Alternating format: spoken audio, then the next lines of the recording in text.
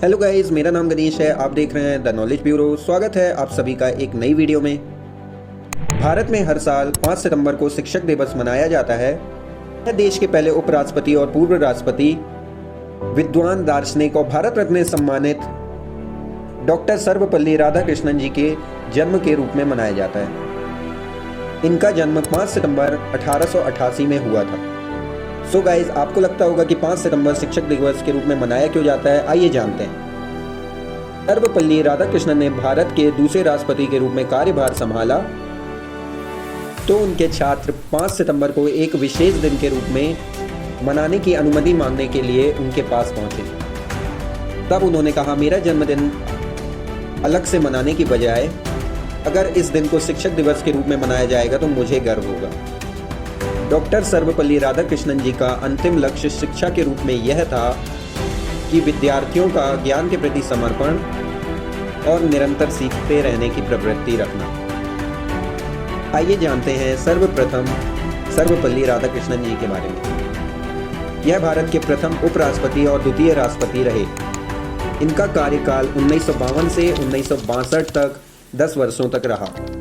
ये भारतीय संस्कृति के संवाहक और प्रख्यात शिक्षाविद, महान दार्शनिक और प्रतिभावान हिंदू विचारक थे और उन्हें इन्हीं गुणों के कारण 1954 में भारत सरकार से सर्वोच्च सम्मान भारत रत्न के रूप में अलंकृत किया गया। इनका जन्मदिन भारत में 5 सितंबर को शिक्षक दिवस के रूप में मनाया जाने लगा।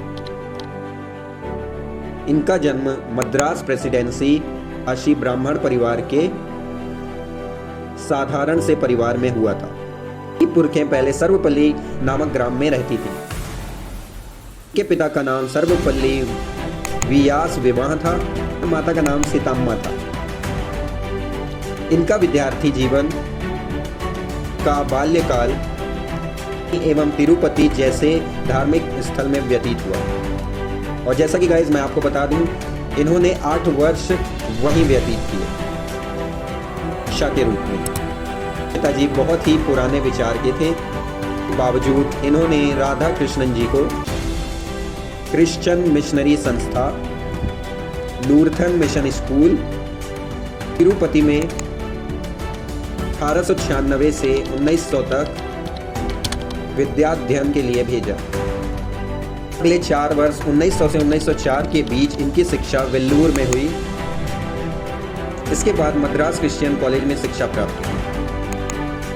बचपन से ही मेधावी थे। उन्होंने 1902 में मैट्रिक की परीक्षा प्रथम अंकों से उत्तीर्ण की थी और छात्रवृत्ति भी प्राप्त हुई। इसके बाद 1905 में कला संकाय में परीक्षा प्रथम श्रेणी से उत्तीर्ण की। मनोविज्ञान, गणित, इतिहास में विशेष योग्यता मिली। दर्शन शास्त्र में एमए करने के पश्चात मैसूर विद्यालय दर्शन शास्त्र के सहायक प्राध्यापक नियुक्त हुए। डॉक्टर राधाकृष्णन ने अपने लेखों विश्व को भारतीय दर्शन शास्त्र में परिचय कराया। सारे विश्व में उनके लेखों की प्रशंसा हुई।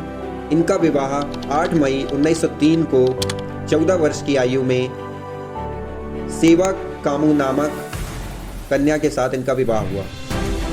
उस समय इनकी आयु 14 वर्ष थी और इनकी पत्नी की आयु 10 वर्ष थी। डॉक्टर सर्वपल्ली राधाकृष्णन जी को मानद उपाधियों के रूप में अनेक भागों में देखा जा सकता है। तो यहाँ के विश्वविद्यालयों ने उन्हें मानद उपाधियां प्राप्त करने की स्वेच्छा जताई और उन्हें विद्वत्ता का सम्मान दिया, दान देखा जा सकता है। यह सन 1931 से 1936 के बीच आंध्र प्रदेश के वाइस चांसलर रहे।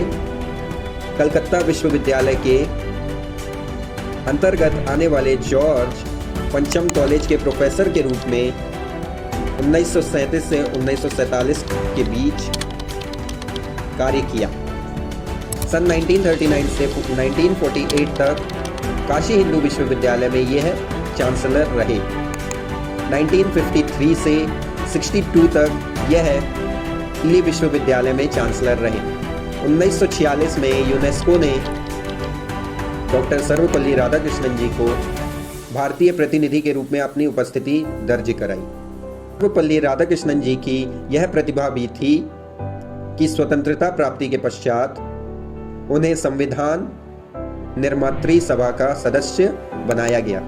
इसी समय वे कई विश्वविद्यालयों के चेयरमैन को भी नियुक्त किए। अब आइए देश के सर्वोच्च सम्मान भारत रत्न के बारे में, डॉक्टर राधाकृष्णन जी के बारे में जानते हैं। यद्यपि उन्हें 1931 में ब्रिटिश साम्राज्य द्वारा सर की उपाधि प्राप्त की गई थी, लेकिन स्वतंत्रता प्राप्ति के पश्चात उनका औचित्य डॉक्टर राधाकृष्णन जी के लिए समाप्त हो गया था। जब वे उपराष्ट्रपति बन गए तो स्वतंत्र भारत के प्रथम राष्ट्रपति डॉक्टर राजेंद्र प्रसाद जी 1954 में इन्हें उनकी महान दार्शनिक और शैक्षणिक उपलब्धि के लिए देश का सर्वोच्च अलंकरण भारत रत्न सम्मान दिया गया।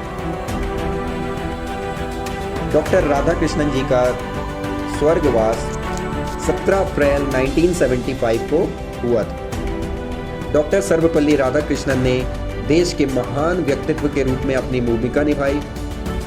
देशवासियों का भी यह कर्तव्य बनता है कि वह देश के लिए अपना संपूर्ण योगदान लगाएं